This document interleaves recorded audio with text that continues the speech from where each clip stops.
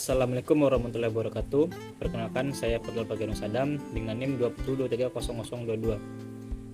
Saya dari program studi akuntansi Sekolah Tinggi Ilmu Ekonomi KPP Padang. Pada video kali ini kita akan membahas mengenai jurnal internasional dengan tema Accounting Conservatism dengan judul The Relationship Between CSR Disclosure and Accounting Conservatism, The Role of State Ownership. Baiklah, yang pertama kita akan membahas mengenai kajian teori. Konservatisme akuntansi didefinisikan sebagai kecenderungan akuntan untuk meminta tingkat verifikasi yang lebih tinggi untuk mengakui kabar baik sebagai keuntungan daripada mengakui berita buruk sebagai kerugian. Penelitian memberikan bukti bahwa pengungkapan CSR meningkatkan lingkungan informasi perusahaan, menginspirasi kepercayaan investor, dan mencerminkan tujuan keberlanjutan jangka panjang perusahaan. Pengungkapan CSR juga membantu bisnis untuk meningkatkan legitimasi mereka di arena domestik dan internasional. Secara umum, perusahaan yang terlibat dalam CSR cenderung memiliki orientasi jangka panjang dalam aktivitasnya, dan perusahaan pelapor CSR cenderung terlibat dalam perilaku tidak etis atau oportunistik. Selanjutnya kita akan membahas mengenai studi kasus.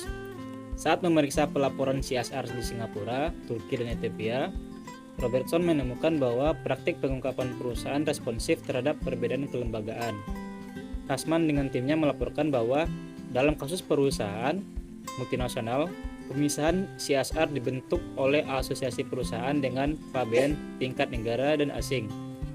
Dalam penelitiannya, Bekun dan Badawi dan Wang dan Yuslin memberikan wawasan penting tentang pengaruh agama dan budaya pada keputusan etis dan pelaporan CSR masing-masing dalam masyarakat Cina dan Muslim.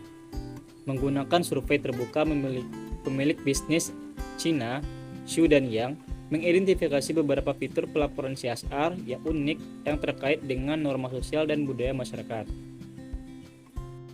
Berikutnya, objek dari penelitian ini adalah perusahaan publik yang terdaftar di Bursa Efek Moskow selama periode 2012 hingga 2017. Perusahaan-perusahaan ini aktif per 31 Desember 2017. Informasi yang digunakan untuk menghitung indeks pengungkapan CSR diambil dari laporan tahunan yang tersedia di database screen. Selanjutnya adalah teknik analisis data. Dalam model dasar, penelitian ini mengikuti penelitian sebelumnya dan menggunakan proksi konservatisme bersyarat yang dihitung sebagai metrik tahun perusahaan yang dikembangkan oleh Kahn dan Watts pada tahun 2009. Selanjutnya kita masuk pada hasil penelitian. Pengungkapan CSR berhubungan negatif dengan agresivitas akuntansi. Pada saat yang sama, tingkat kepemilikan negara yang berbeda di perusahaan Rusia secara positif memodernisasi hubungan antara pengungkapan CSR dan agresivitas akuntansi. Sejalan dengan hasil yang diperoleh, peneliti mengamati bahwa ini hanya berlaku untuk perusahaan dengan tingkat kepemilikan negara bagian federal atau tingkat federal yang digabungkan dengan tingkat kepemilikan negara lainnya. Peneliti menyimpulkan bahwa perusahaan publik Rusia yang mengungkapkan kegiatan CSR dan memiliki tingkat kepemilikan negara yang tinggi, dalam ekuitas mereka cenderung melaporkan lebih agresif.